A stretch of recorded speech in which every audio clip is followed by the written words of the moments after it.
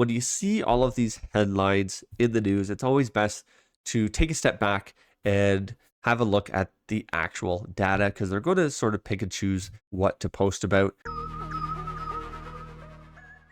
Welcome to February. That means it's time to dive into the January Mississauga real estate stats. So let's go ahead and do that now. Looking at all property types throughout Mississauga, and sometimes these differ from the official numbers. I'm pulling this directly from the MLS, looking at the most popular types of properties. So there's not any co-op apartments, vacant land, or anything like that. Just your freehold townhomes, your semis, your detached, and of course your condo apartments and condo towns.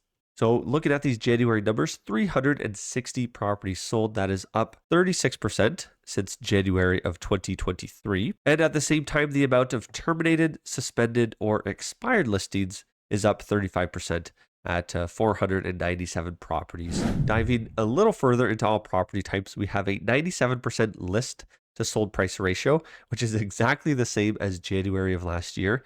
57 average property days on market.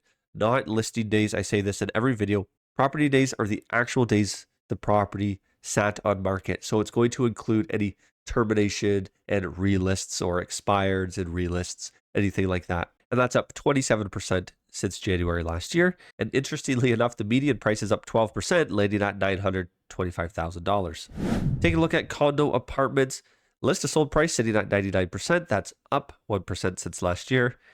38 listing days on market. So again, the actual property days on market are typically a little bit higher because, as I mentioned, those terminations and relists, and that's up 31%. So properties are sitting longer, and we only saw a price decrease of 0.9% since last year for the median. And so January ended at 574,800. Condo townhomes, the list of sold price is down 2%. So last year they were selling at 100% on average, which is really interesting. And the listing days average was 32. That's up 39%. So again, properties are sitting longer on market, and the median sold price at $790 for a condo townhouse, and that's up 0.6%. So pretty flat. Freehold towns, list to sold price ratio is up 3%. Average listing days is 37 days on market, which is up 42%. The median sold price for a freehold town in Mississauga for January was $1,050,000. And again, it's pretty flat. It's only an increase of 0.8% year over year. Semi-detached, again, pretty even with the list to sold price ratio. It's down 1%. Average listing days is 32, which is up 39%. And the median price is up 1.5%, ending at $992,500.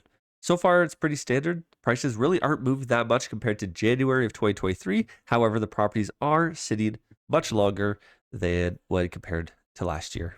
At detached, no change in the list of sold price, still at 96% year over year. Days on market is 39, that's up 26%. And the median price is $1,345,000. And that's up with the biggest jump, 5.8% since January of last year. So some really interesting numbers to look at. When you see all of these headlines in the news, it's always best to take a step back and have a look at the actual data, because they're going to sort of pick and choose what to post about. I had quite a few people reach out asking me, they saw in the news about this property getting 85 offers on it. And yes, that seems ridiculous. However, the property was priced extremely below market value. If they had listed it closer to what it actually ended up selling for, and I can't speak on the agent's behalf, but I mean, they would have had an idea, at least a general idea of what that property should have sold for. Anyways, if they had listed at that, you would have seen those 85 offers.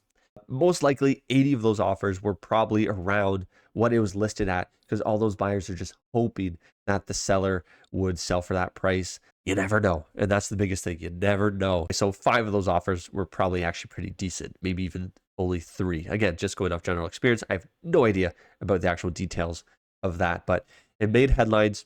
And I hope we don't see more of that. I really don't expect that to be the norm anytime soon. And yet it does show that there's obviously buyers out there. If 85 people were willing to throw their hat in on this single property, obviously they're going to be looking for a good deal. So they might not be as serious as the next person, but who knows? Buyers are out there, and it is really interesting to sort of hear and see those things happen. And another thing I wanted to show here was this article on Zoocasa. It's talking about renting versus buying. And there's no wrong answer. You do what's right for you. So I just wanted to blow this up and go through it real quick for you and just take a look at the Mississauga numbers. A little over 2,500 average rent versus a little over 4,700 average mortgage payment. Now, the fine print, of course, is when they're looking at the monthly rent, it's the average of 1 and 2 bedroom rentals, which those are going to be condos or maybe basement apartments, versus the average house price. And the average house price is going to include everything from a bachelor condo all the way up to a multi-million-dollar detached property. So these really are apple and oranges numbers. And it would be interesting to see more of a comparison of what, for example, 1 bedroom condo rents for versus what it sells for and what that payment would be. Same with like a detached or all the other property types. Maybe that could be a future video. I'm not sure. And that's also considering, you're putting 20% down. It's a 25-year amortization at a rate of 4.84. Some people are going to get higher and lower numbers. Obviously, we're dealing with averages. So it's not an exact science. Everyone is in a different situation. But I just want to point that out. Renting is great. Buying is great. Keep in mind when you're buying, you're going to be building that equity over time. The biggest problem I see with this is everyone thinks their home is their main investment vehicle. And I don't know where it comes from, but I guess they've just seen the numbers increase and increase and increase. There's a lot of people who have used it that way and gone lucky. But it's not really something I would bank on unless you are planning to stay on a home long term. And then, of course, using that to buy an investment property, or maybe even your first property could be an investment property. Get together with friends and family. You're still living at home, or you have a place, hopefully with low rent, right? You've got this investment property. Maybe it's giving you a bit of cash flow, and then you can leverage that. Whereas if you are buying your first home and you're taking care of that home 100%, right? And there's going to be things to fix here, there, and everything else. So multiple ways to do it. So anyways, I thought this was really interesting article to put those numbers out there. Like I said, if you want to rent, right? You got to do what's best for you. If you want to buy, that's where you're going to start building that equity, and more options and opportunities come forward for you. At the end of the day, most people just want a roof over their head. And so if you're not thinking of your home as your main investment vehicle, I think you're going to be much better off than everyone who's trying to crunch the numbers and trying to forecast and do all this and that, when really we have no idea what the future is going to hold. So there's a quick update with a little rant there at the end. So thank you so much for watching. If you have any questions, let me know. I've got a contact link in the description below. You could reach out to me. We can set up a one-on-one meeting via phone, Zoom, or in person, just to go over any questions you may have. And if you're thinking of selling, click the link below, put in your address and contact information, and I'll put together a little package for you and give a rough estimate on what your market value of your home could be. Of course, it's all done without seeing it, so things do vary. So keep that in mind. Thanks again so much for watching. Hope to hear from you soon, and we'll see you on the next video.